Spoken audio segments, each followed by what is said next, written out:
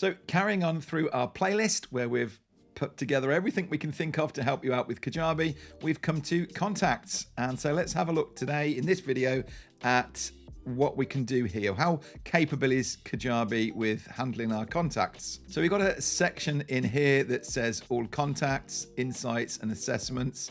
So let's just have a look first of all at all contacts. Now I've just put a few dummy names in here just to be able to show you what you see here. So you would have all of your customers listed out in here, and you can click on any one of them and it brings up this little pop-up first, and it'll just tell you the basic information. We just added one tag here, but if we'd got tags, they would all be listed down below. We saw in previous videos how you assign tags for different things. This is why I would do it, because I can't see on this front screen what somebody has registered for or what courses of mine they've purchased, but I can see the tags. So if every time they purchase something I create a tag, then it makes it a lot quicker and easier. Rather than me needing to click full profile, I can now go into this person.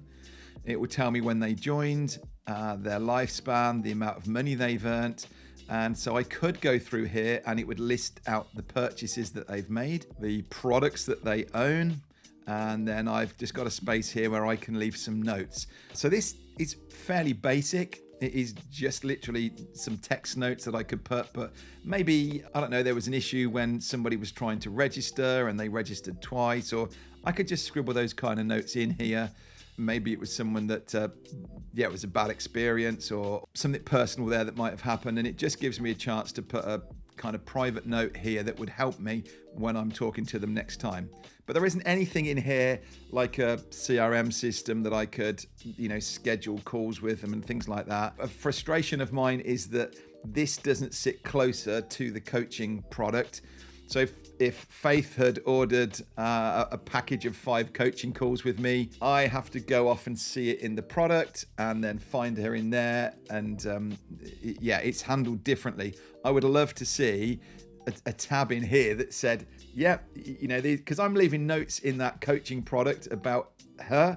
And if you haven't seen that video, go back and watch it and you'll see what I mean about the coaching. I can leave better notes in there, and I can put images in and I can drop files in and stuff. I would love to see that in here, but I have reported back to Kajabi. Who knows whether that will come. So what else can I do then? I can see this life cycle then, and it will show me on here the emails that Faith has received and whether she clicked them or not. I can edit her details, and I can actually change her email address for her. So if a customer asks you to change that, you can do it for them. I can hide her. Not really sure why you would hide her, but I can grant her an offer.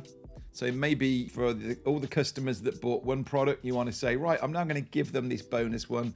Well, you could find those customers and you could grant them an offer, and I could hit save, and we'll now see that this product is in Faith's library. So now when I look at her over here, see there's still no purchases because we granted it to her, but she does now have this product, and it would show me the progress that she's made through it. Again, if somebody had come to you and said, they can't log into their account, they can't remember it, well, I could send her password from here, and it will just send an email to her saying, here's your password. It does all it needs to do. It's not fancy. It's not designed for like a salesperson following up with leads and putting reminders in and things like that. It really just is all that information that has been stored to track a customer, see what products they've got. Yeah, it does what it needs to. Now, if I wanted with the contacts to, like I just said there, let's assign certain people, I could search through here and I could say, I want to find, so it might be tags. And I know that I've just assigned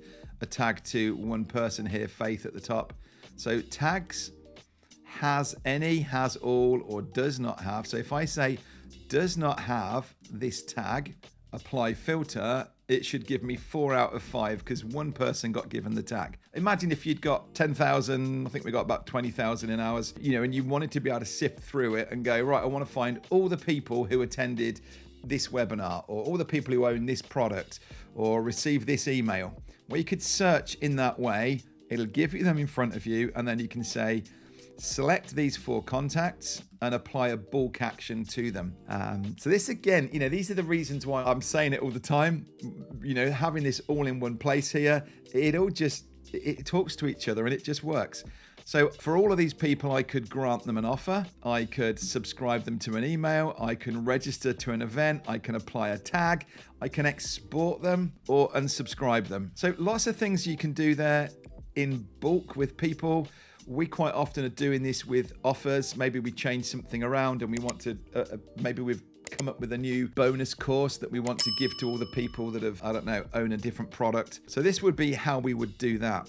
Now, in this case, I could say add a tag. So these are all the people that didn't have this tag. I could now say apply the tag to them and it's done. So now with this filter, there's nobody in here because everybody's been given that tag. Okay, we can select things like this, customer, and if they're active in that, someone that was added rather kind of within the last 30 days with a lifetime value greater than. That's quite a good one. I haven't actually seen that before. So you could actually pull out your top customers potentially if you wanted to reward them. Yeah. Marketing status. Anybody here unsubscribed or opted out, you can apply a bulk action to them. This will select the people, and then when you come down here is where you actually do the bulk action to the people that you've just selected. Yeah, tags then are part of this as well.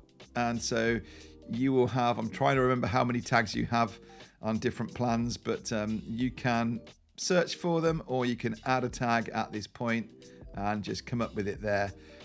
But again, much like what I was saying with the automations in the last video, if when you're creating maybe under an offer and you want to give a tag to somebody, at the point in the automation on that offer page, you can create your new tag there. So again, you don't really need to come into here. We've done this recently when we wanted to change the name of a tag. So you can do that and it will obviously apply an update for everybody that you've got. Yeah, that's contacts. Now, if you want to add more contacts in, I should just show you how to do a bulk import. So we can either add a single contact here, name, first name, last name, email. These are the options. We can grant the offer at this point. We can add a tag to them at this point when they're coming in and subscribe them to marketing emails. So that's an individual way of bringing people in. And if you want to bring a CSV file in, comma separated value, we can upload a file in or we can copy and paste from a file.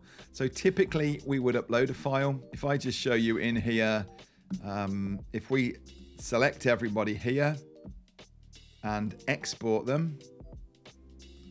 So this is the other side of it. This is showing how to get people out of here. I'm going to get an email come through.